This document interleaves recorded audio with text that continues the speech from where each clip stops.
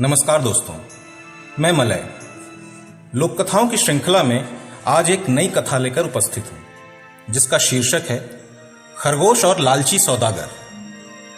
ये तिब्बती जाति की लोक कथा है। आइए सुनते हैं।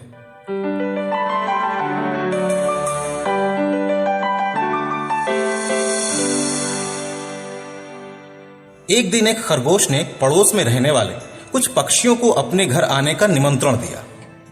मेहमान थे नाजुक मिजाज मैना, गायक सुनहरा कांचन पक्षी और कम अक्ल कौवा। उन्होंने एक साथ खाना खाया, गाना गाया और गपशप की। अचानक खरगोश के दिमाग में एक विचार आया। वह बोला, आज हमारा समय बड़ी अच्छी तरह कट रहा है, फिर भी अभी ऐसी कोई घटना नहीं हुई जिससे हम सब हंसते हंसते लोटपोट हो जाए। आओ हम सब मिलकर किसी को सबक सिखाते हैं। क्या ख्याल है तुम लोगों का? सब ने एक स्वर में कहा, बिल्कुल ठीक है, बिल्कुल ठीक है। खरगोश ने कौवे से कहा, पहाड़ की तलहट्टी में एक तंबू गड़ा हुआ है। तंबू के सामने दो लालची सौदागर बैठे हैं। उनमें से एक मोटा है, एक पतला।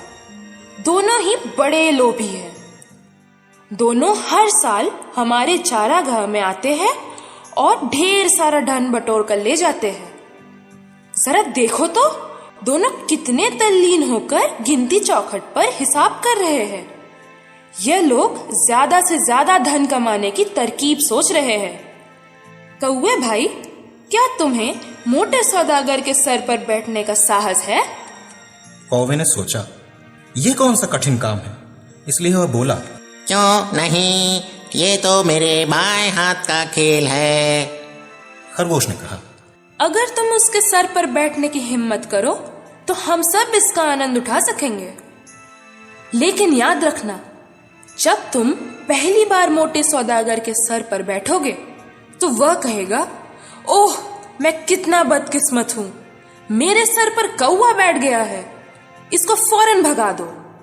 जब पतला सौदागर तुम्हारे करीब आए तो तुम तुरंत उड़ जाना और एक बार फिर मोटे सौदागर के सर पर बैठ जाना। जब पतला सौदागर गिनती चौखट से तुम पर प्रहार करने की कोशिश करे तो तुम फौरन वहां से उड़ जाना।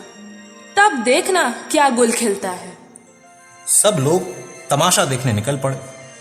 कौवा उड़कर मोटे सौदागर के सिर पर बैठ गया।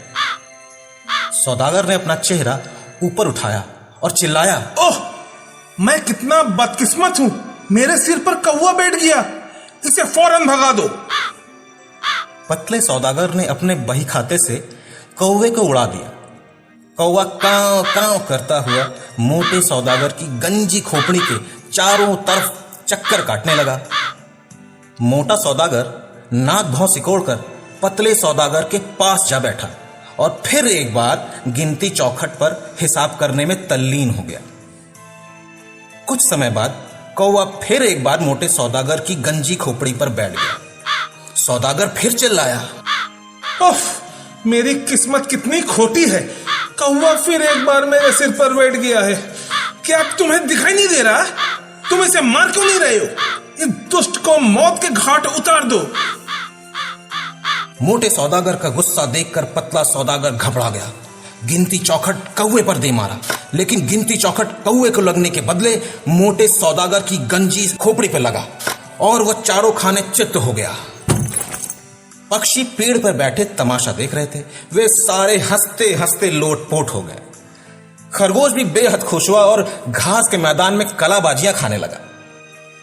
कौवे के लौटने के बाद सब लोग फिर एक बार खरगोश के घर जाकर खाने पीने में जुट गए और सभी ने उल्लासित होकर एक स्वर में कहा, आज उन लालची सौदागरों को अच्छा सबक सिखाया है।